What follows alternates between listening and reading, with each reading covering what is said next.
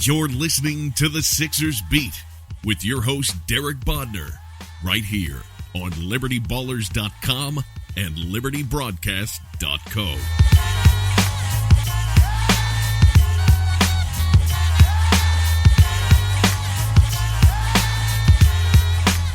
Welcome, everybody. This is Derek. I'm joined by Kyle and Rich on the latest Sixers Beat. You know, we looked at the schedule this week. We said Thursday's probably a good day to record a podcast. We'll do that when we go to practice, and lo and behold, that happens. And guys, I just love it when a plan comes together. I love it. But really elaborate plan, too. You know, real quick, subscribe to podcasts, iTunes, SoundCloud, Stitcher, Google Play, TuneIn Radio app. Leave us a rating or review. We're getting a good amount, but we'd like more. Jumping right into it, the Sixers have won 4 out of 5. They're 4-4 on the season. They're at 500 for the first time in 4 years. Not bad. Not bad basketball lately. This is, we had a conversation last night as we were leaving the Wells Fargo Center that it's almost disappointing that they're 4-4, which is crazy to say because they've been in a few other close games. The Houston one stands out the most, that they collapse at the end of that. The fact that they could legitimately be 5-3 or 6-2, given the caliber of teams they opened the season against. I mean, that speaks very highly of how they're playing right now. Yeah, it's very realistic. And like you said, there's some really tough teams that they've gone up against and played well, with the one exception of that Toronto game, and everybody can draw a conclusion of why that is. They've been in every game. Really have. Yeah, it's been a really good start. But I think before we get into that, we need to talk about the one issue in Sixers land right now, which, by the way, I mean, as we always say, like, if the Sixers are involved, there's always something. Like, it can never be the team playing pretty good basketball, the young guys showing out, sleepwalking through a win, which is something we've never really seen here in the last 4 years. But, of course, there's one big elephant in the room, or one slim down elephant in the room. I would put it that way. It would not be a Sixers Beat if we didn't have some controversy to discuss. I promise, I swear to God, we will talk about basketball on the court, between the lines basketball at some point in this podcast. I know we haven't done that yet this year. We're 8 games into it, but we do have to address that. We do have to address the Okafor situation. You know, obviously he came. We all talked about this. You can go back to our podcast in July, and we were talking about how the 4th-year rookie option for Okafor is probably not going to be picked up. $6.3 million closer. They're getting to a max contract next summer, and picking that up for a guy who, you know, 4th true center on the depth chart, 5th if you count Dario Saric playing small ball center. It just was never going to happen. But since that happened, Jahlil has decided that he is going to speak out. Talked to reporters earlier this week. Basically said he wants a buyout, he wants a trade, whole bunch of other loaded statements, including the fact that he didn't feel like Brian Colangelo cared about his career. So we'll just start off with that topic. What was your major takeaway? First of all, were we a little surprised on the tact Okafor took, just because he's never really done that before? And what was your major takeaway from it? My major takeaway is that we're sitting here talking about a 5th-string center when the Sixers are 500 after 8 games. I don't want to belittle Jahlil because I know this is a tough situation for him. He hasn't really been in an ideal spot from the moment he got here. But ultimately, he's like, I can't bring myself to care that much. He's not that good at basketball. If he was good at basketball, or good, he would be contributing. He would be in the rotation. I think the idea that, like, does anyone honestly think that if Jahlil Okafor was outperforming Amir Johnson in practice and preseason in whatever format you want to talk about, that Brett would go to Amir in the rotation above a guy they could develop to be a high-level backup or a real trade chip? No, that's not what would happen. Jahlil would be out there if they thought he had any value to this team, short or long term. That has clearly been signaled that they don't. Rashawn Holmes has been injured. He's going to come right back in and fight for that spot with Amir to a higher degree than Jahlil was while being healthy for the entire preseason and having slimmed down. He's not good enough. Now, like, that's a separate conversation from whether Brian Colangelo should have pulled the trigger. As you said, Derek, yes. They knew They knew months ago they weren't picking up this option. This is basically just a big charade that they wanted to leave it till the last second, hoping to squeeze extra value out of this. Take a second round pick if you can get it and move the hell on. That's done. He's not playing here. He's not contributing here.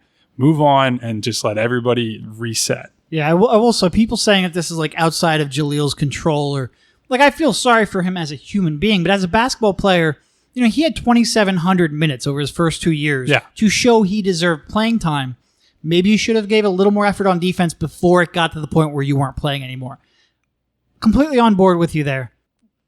What are you going to do? It's like you said, if he was showing anything in practice, they'd be playing him. They don't dislike. He's a good kid. They constantly say that. It's not like that. This isn't the Nerlens Noel situation where there are some concerns with his attitude and how he's carrying himself. They've done nothing but praise how Jahlil has handled this. So this is strictly about basketball in terms of him getting on the court. He can't get on the court because he hasn't been good enough in their eyes. That's flat out the bottom line. So as much, again, Brian Colangelo and the front office and Sam Hinkie, frankly, the previous regime, they deserve blame for him being here and being in the spot that he's in. But he also is not blameless here. He's just, like you said, Derek, if he gave a damn about defense, even a little bit, if he gave a damn about rebounding even a little bit over the last couple of years, we wouldn't be having this conversation. He's been a terrible player so far. Like, and everything Kyle said about the kid is true. And that's what I'm going to talk about a little bit. By the way, it was pretty funny today. We're taping about an hour after a media availability after practice in which Joel Embiid, who was not practicing today, and that means not talking to the media, walked over to us and with a big smile on his face screamed, "Y'all want to talk to Ja? He's got some shit to say." In reference to Okafor basically sounding off on Colangelo yesterday. And of course we didn't get Ja today.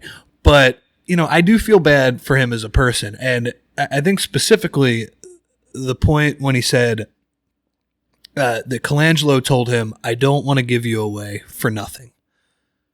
Well, you just declined his option. Right. You've given him away for nothing. You're not. So that's going to happen at the end of the season, whether you like it or not. And I like Colangelo, like he's not, I would imagine he's not stupid. Like he knows that Ja isn't really helping a team this year. So if I know the Celtics were rumored, like he's not going to help a team win this year. Ja would have to sort of find a team that has minutes that he can play, a developing team for him to work out the kinks, specifically defensively. And I feel bad for him for that. And I think, the conversation, Colangelo, it is clear that he should have taken a deal by now. He probably should have taken a deal that first summer he got here. We're about 16 months past when he should have taken a deal. And I mean, it's clear that he's still, as soon as the trade deadline last year, a trade never materialized. I get the idea, for whatever's on the table, they don't want to take any sort of long-term money back. But at this point, like, I do think a buyout or some other type of move, a trade for, even a nothing second-round pick would make sense to just honestly, like, if anything, just build some goodwill around the league. Like, look, this guy isn't playing. He's disgruntled. We're going to give him his wish and set him free. Speaking of goodwill, one of the more striking comments that he made. Let me pull it up here. This quote from Ja: "I'm going to continue to be professional, but at some point I have to defend myself, and this is my career, and I'm not sure he meaning Brian Colangelo, cares about that. I think that's kind of evident at this point." So you go back to the last trade deadline. Well, if he's going to defend himself, maybe he should defend the rim too. Fair point. You go back to the last trade deadline, and Nerlens Noel, I believe what he said was he never had one conversation with Colangelo the entire time he was there, which, at that point in February would have been, 10 months? You go back to Markelle Fultz's agent leaking on the record publicly that he can't lift his arms, and you can clearly see a little bit of discord there. Colangelo even said he didn't know why the agent went directly to the press. And now you have this situation where you have a player just flat out saying he doesn't think the GM cares about his career. And, another point in there, he says, that he was told that he's not going to be bought out because then he wouldn't get anything for him. I hate bringing this up a year and a half later, but Sam Hinkie was killed for treating players like assets. Holy shit, this is the relationship guy, and he's out here just pissing everybody off. I'm sure there's more to it than that. I'm sure every GM pisses people off, but this is not the greatest look for the team. Yeah, again, I just keep coming back to it's the fifth string center at this point. He will be inactive, honestly, probably when Holmes is healthy tomorrow. I don't know if he'll make the active roster. I don't care about the fifth string center. I do care about how players... right. The perception is bad, and that's why I said just trade him for whatever you can get, even if it's like Rich said, a nothing second round pick. Top 55 protected, one of those. Yeah. That's just like, what are we doing at this point? There's no reason we should even be having this conversation. Well, I mean, you guys brought up I think it was Kyle. Everybody in the league knew this option wasn't being picked up. It's an open secret. You knew that once that deadline passed, you lost all leverage. I don't know what the end goal is here. It was surprising to see Jahlil come out that strongly against Colangelo because it was brought up to him yesterday like, hey, you took the completely different approach than what Nerlens took. Nerlens was very publicly unhappy. And I'm not saying either way is right or wrong. I think from the team's standpoint, they would obviously prefer what Ja did. He was the professional. He was a trooper. But you can tell he's fed up at this point. And again, to bring it back to I'm not sure, to bring it back to his on-court play, I'm not sure what situation is a great place for him to land. He wants to go to different teams. I'd be curious. I would imagine he would get picked up by somebody, but I'm not sure the list or the line is as long as Ja might envision. But yeah, he, at this point, look, he's the fourth string center. He's the fifth string center. They start to play small ball with Saric more over Ja. This needs to end. And, look, this is what the process is about. Sometimes you're going to hit on picks. We're about to talk about them in a couple minutes here, hopefully. And sometimes you're going to miss, and it's a bummer. It would have been nice to. I don't want to get you two in an argument over Porzingis here. That Twitter back and forth has been entertaining. I didn't even argue. That was just Derek. He's making points on his own. Hey, relax here. Bring this back. You're very surprising comments from Ja. The most fight he's shown since Boston. And oh Jesus! Oh man, that's rough. Wow. And you're right. The process is about hitting and missing sometimes, but that doesn't mean you hold on to a depreciating asset 16 months past his expiration date. But here we are. All right, let's talk about something a little rosier because, by God, I can't do that all day. I think I resorted to jokes just because I was losing my mind. Joel Embiid, I think over those last five, over the stretch where they're 4-1, averaging 23.5 points, 9 rebounds, 3.5 assists, shooting 60% from the field. Ben Simmons practically a triple-double every night. Is this, if we would have gone through, I would have loved if we would have done our first month averages for these guys, because it never would have been 27, 28 minutes a game for Joel, and it never would have been a damn triple-double. Last night. That was crazy. It never would have been a near triple-double with almost 20 points a game from Simmons. It has been a remarkable run. And I think, to me, what has stood out is there's a clear point in games when it shifts from, all right, we're moving the ball around the perimeter, we're getting everybody involved, to we're going to run two-man game and we're going to force teams to stop us. Because, you've seen this in a few consecutive games now where it gets into even the late third quarter, but especially the fourth quarter. They'll run that pick and roll with Simmons and Embiid, and Simmons will throw a pass that nobody on that court is reaching except for Joel, and it's either a dunk, a layup, or a foul almost every time. And I love guard play and all that, but you see why teams will roll the dice on guys with size, with centers, even when they're unpolished, because when you have a guy like Embiid that has the skill level he does and is so big, it's impossible to guard him at the rim. I think every single one of his makes last night in the fourth quarter were all within 3 feet. They're either a layup or a dunk, or he got to the free throw line.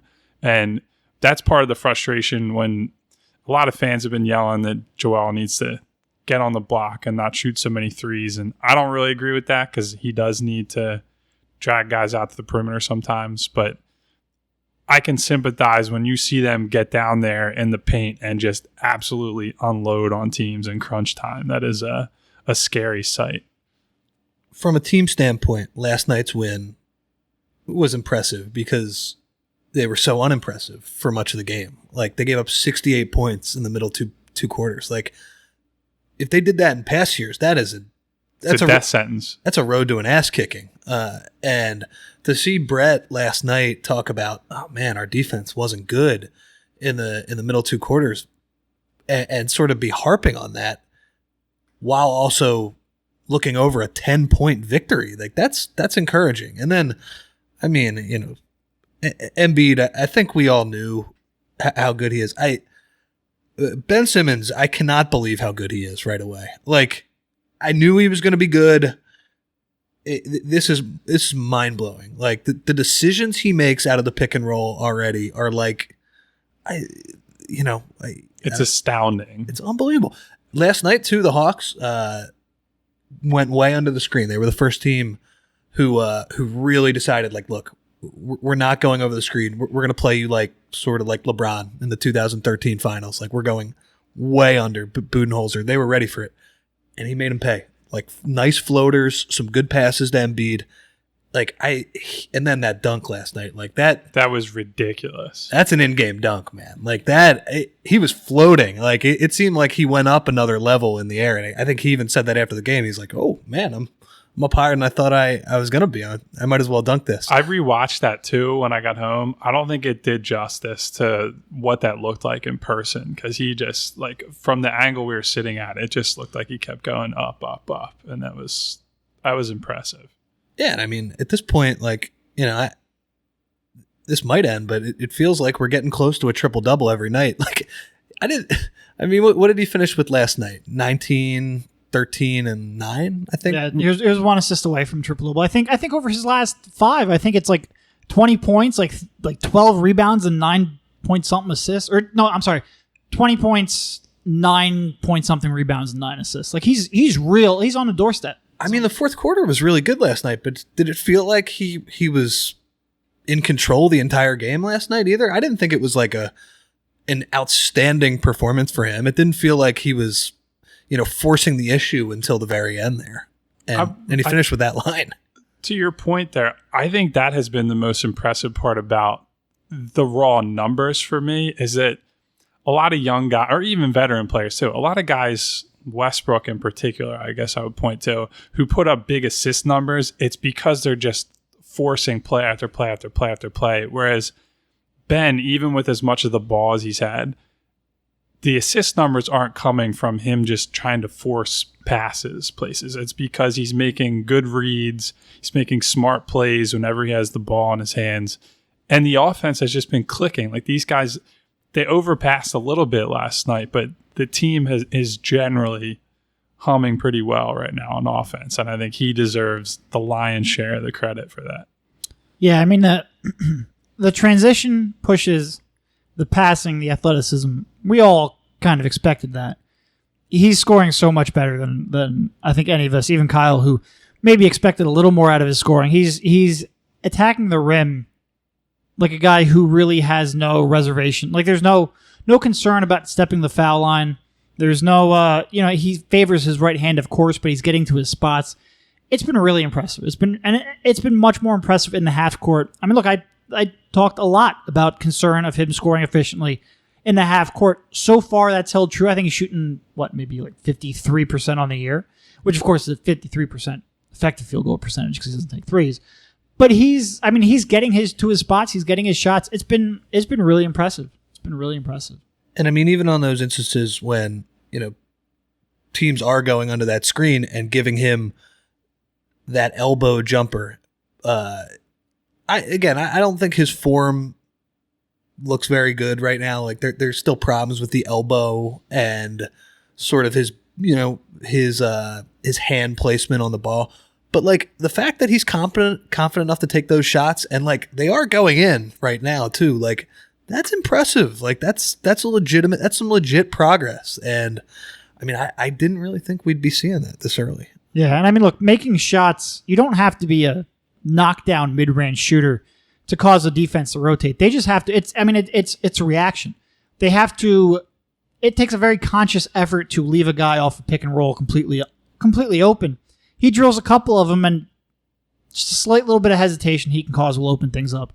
It's been great. I mean, it's really, your outlook on the season changes. First of all, Embiid's played in 7 of 8 games and playing pretty good minutes. That changes the outlook on the season. We haven't hit the back-to-back heavy portion of the schedule yet. We'll see how that goes. But the fact that Ben Simmons is much more ready day one than any of us expected.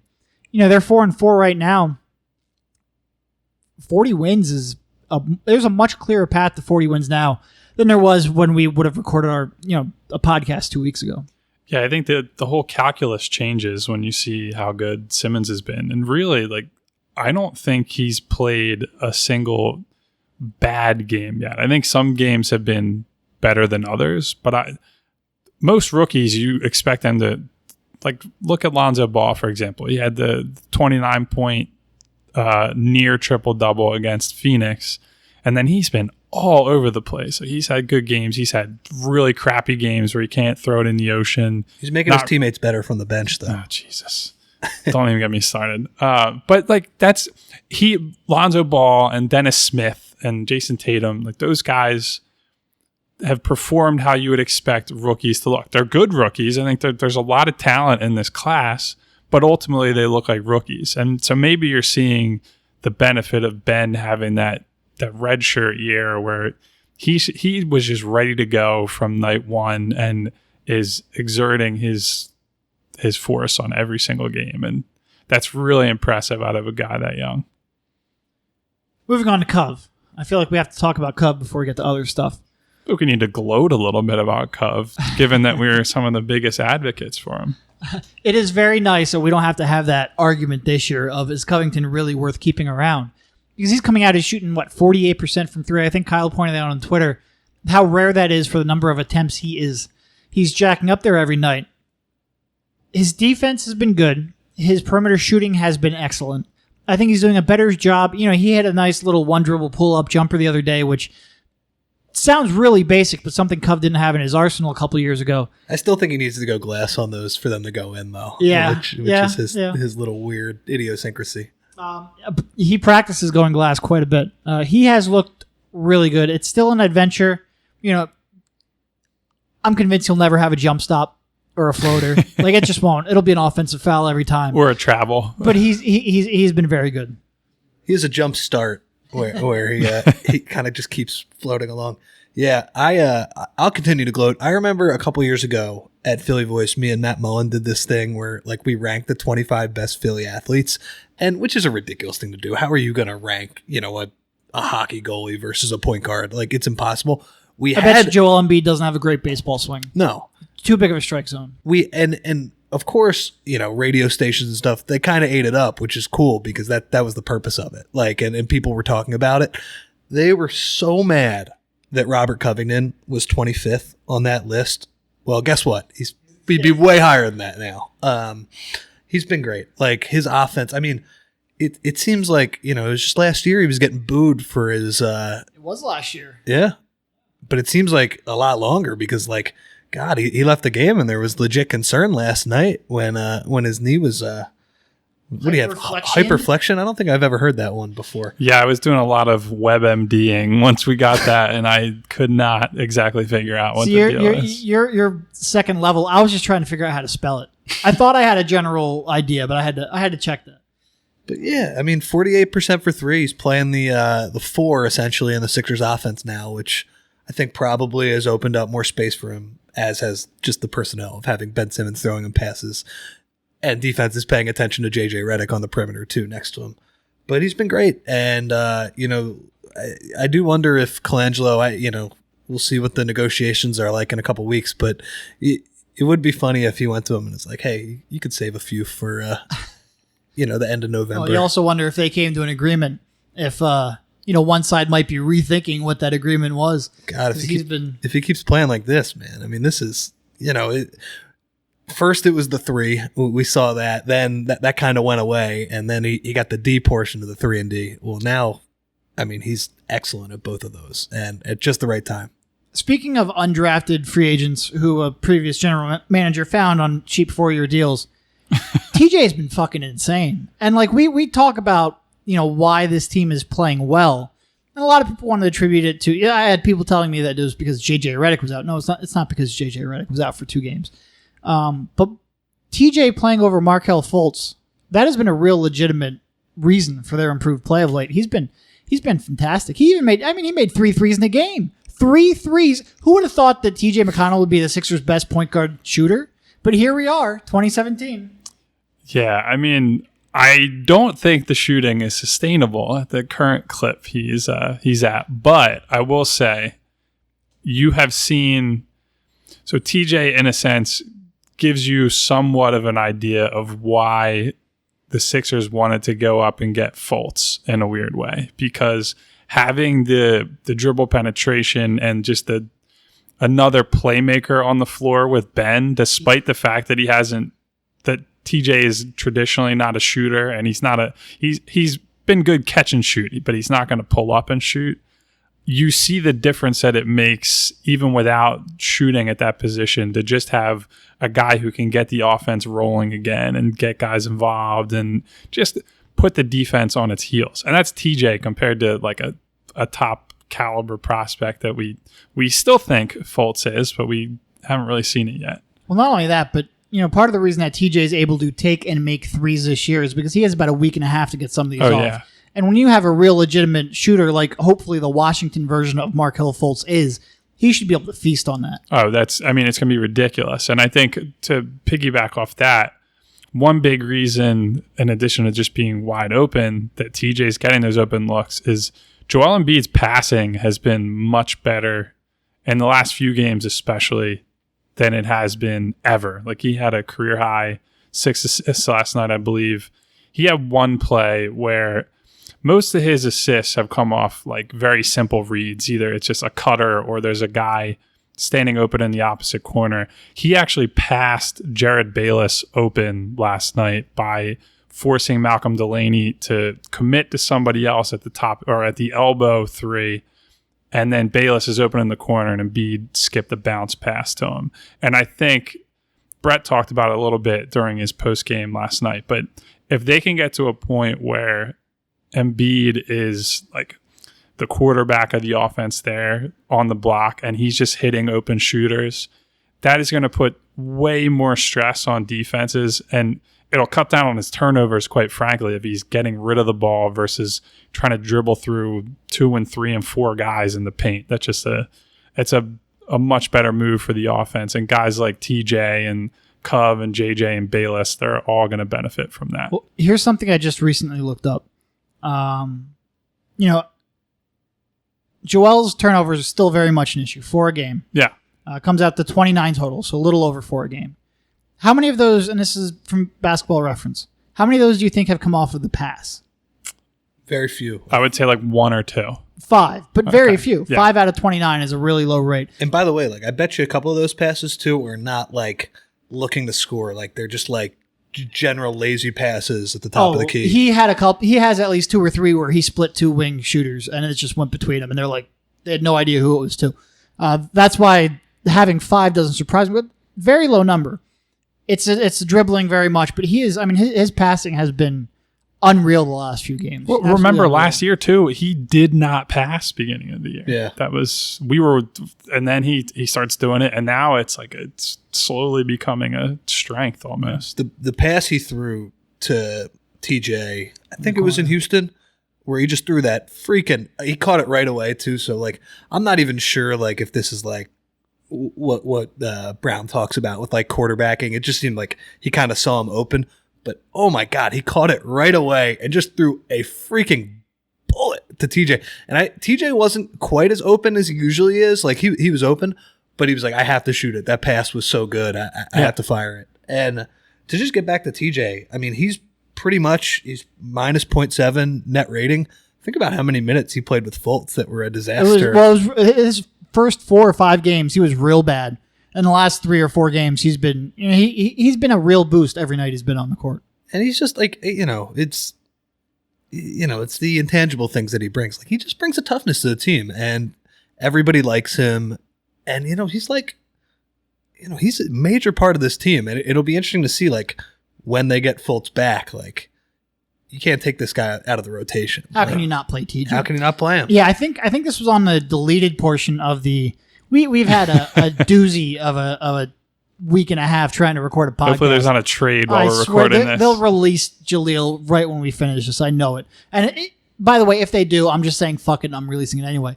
But there was a story relayed to me by a fan that was at a game, and it was Simmons going in for a drive. He missed the layup, and at the next time out, TJ pulls him over and says, "Dunk that fucking shit." And this is your undrafted 6'1" point guard getting up in the face of the number 1 overall pick, not like admonishing him, but forcefully telling him that he needs to dunk that next time and take it to the rim strong. And he's telling that to face the franchise number 1 overall pick, guy who had a documentary done about him while he was in college. Like that takes a certain set of confidence and leadership to do that, and TJ certainly has it. I try to avoid using all those stupid cliches when it comes to TJ that get assigned to players of his archetype. But Bauman despised him for like a year for that. Yeah. And by the way, he's wrong. Yeah, he is wrong. He's wrong. Admit TJ, that, Mike Bauman. I mean, this is what Kyle was going to say. TJ's that stereotype, but it's true. But yeah, it's actually true. Like, he's a guy that on offense, he knows where his spots are. Like, the only shots you're really seeing him take are he shoots that little leaner from about 10, 12 feet out. He takes layups, and he takes wide open threes. Well, he's got that NHL 94 like run around the rim and shoot a baseline too. Yeah, but look, he has like 3 or 4 shots that he takes, and other than that, he has his head up and he's looking to get other guys involved. And I stand next to TJ, and to this day I go, you can't play in the NBA, dude. Like, you can't. You can't compete crazy. in the NBA. There's no way you should be able to do this. And he goes out there, and he's a legitimate backup point guard. And he gave James Harden like real problems in the games they played, which that's crazy. I forget who did this, but it was, I think it might have been Spike and Mike. But they asked, if you had to play any NBA, any Sixers player 1-on-1, who would it be? And it's a game to 11 or whatever. But the catch is that for every 2 inches that they're taller than you, you get a point. So like Joel's a foot taller than me. I would start off with 6 points, and you'd lose 11-6. Exactly. Like, there's no way I'm scoring on Joel, and there's no way I'm stopping Joel. So okay, I'm not. Your second reaction kind of goes to TJ. I don't know if I'd get 11 dribbles off of TJ. Like, he would pick my pocket so quickly. You would have no chance. His combination of strength and quickness is underrated. He's not much of a vertical athlete, but like he is really strong, and he really holds his ground, like in terms of stopping ball handlers and without fouling too. Yeah. It's not, he doesn't use his arms. It's just, that's all core strength. All right, Rashawn coming back. He has been out. He's scheduled to make his debut on Friday. I think a lot of people look at the defensive struggles that the Sixers have had when Joel's been on the bench, which are still very real, and think that Rashawn's going to fix them. Not sure. I'm not going there. We've discussed Rashawn's struggles defensively quite a bit, but what I do think is offensively, he'll give them a spark off the bench. He's got a connection with TJ. I think he's going to have one with Ben. And like Brett was saying today, that's a guy, when he rolls, he's going for the dunk. And with his athleticism, that will open up not only that play for Rashawn, but open up room for shooters too. It will be nice to get him back. Yeah, offensively, he's going to be a big help, because I don't think there's a bigger difference in skill set between two players competing for a position than him and Amir Johnson. Like, Amir Johnson, Rich. Amir might get at you on Twitter. He might.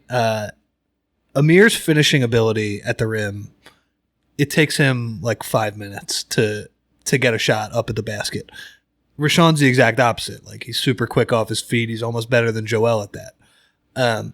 Defensively, though, like, over the last couple of games, I will say, like, Amir has been in pretty good position. Better. He's been much better. And I think I would, like, if you're sort of divvying out the minutes here, I would tend to give Rashawn tie goes to him. He's the younger player. I think he has more upside. But like what Rashawn has not proven in his first 2 years is that he's always in the right place defensively.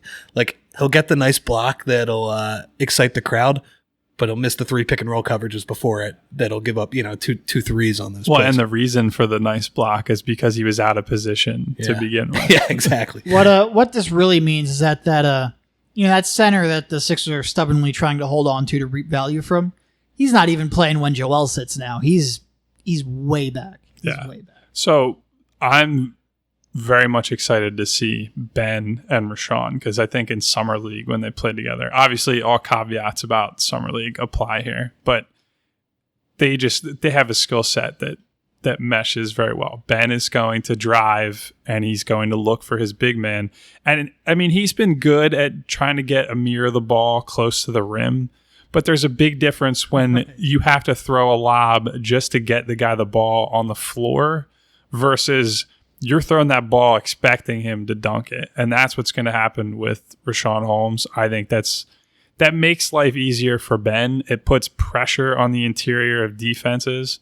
And hopefully the attention that's going to get will open up shots on the perimeter too. With Amir, you have to throw the lob so he can post up. Rashawn, you could just throw the lob for him to dunk it. Yeah, he'll catch it, turn around, nice little hook shot if everything goes smoothly. Yeah. And it's not an insult to Amir because the last couple games he actually has been pretty effective both as a rebounder and a scorer 5 for 8 last night, something like that. He's a good offensive rebounds. He almost had another double-double. I think he had 12 and 8 or something like that last night. Yeah. So look, you can't ask for anything more out of him right now, but he's a different style of player at the position. A little bit.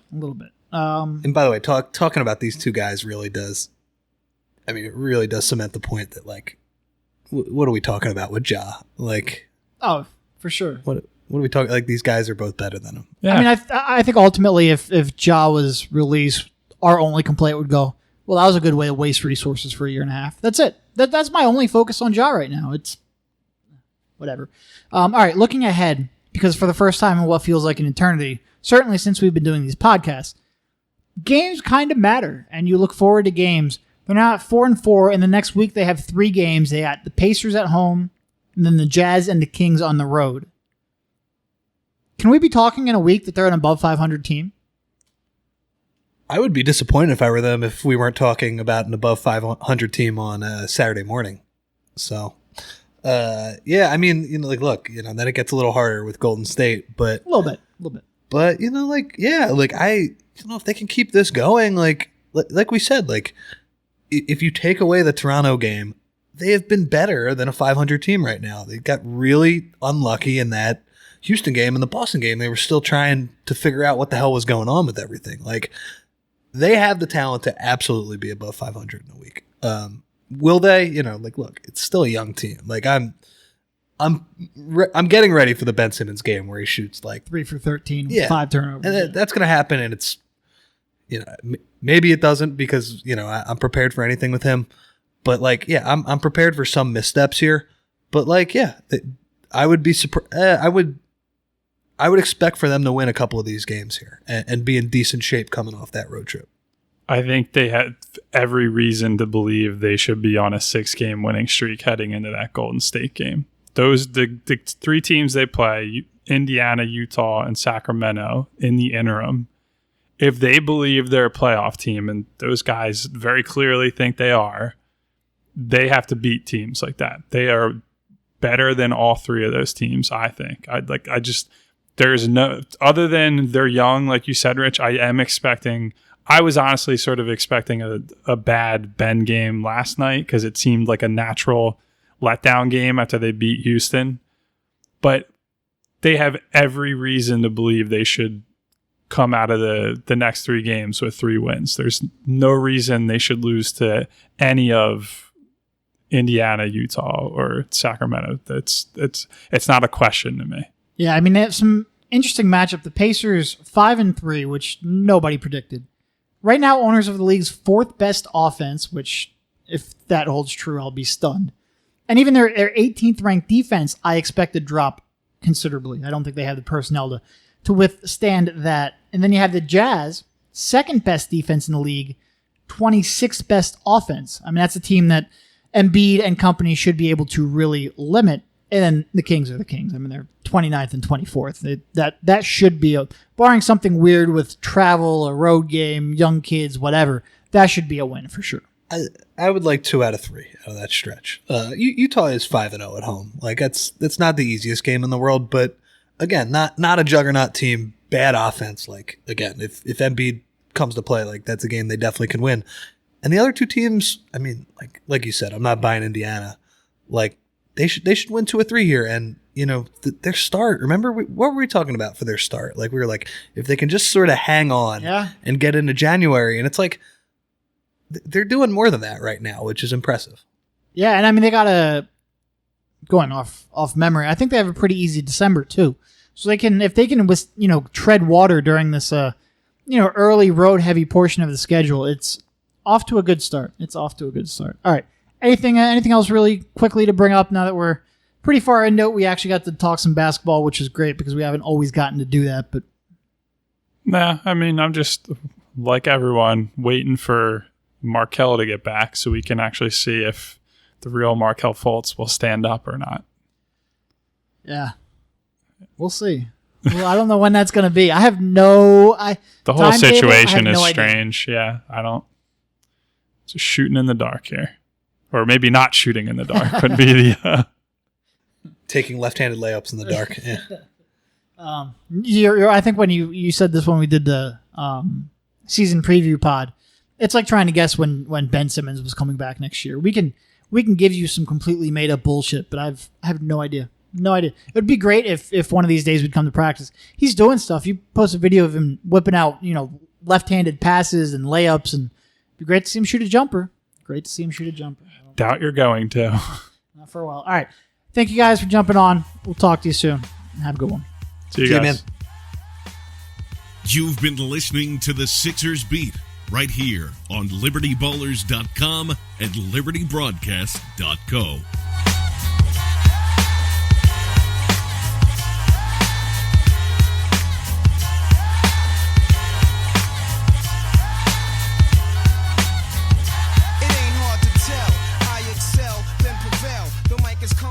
I attract clientele. My mic check is life or death, breathing a sniper's breath. I exhale the yellow smoke, a Buddha through righteous steps, deep like the shining.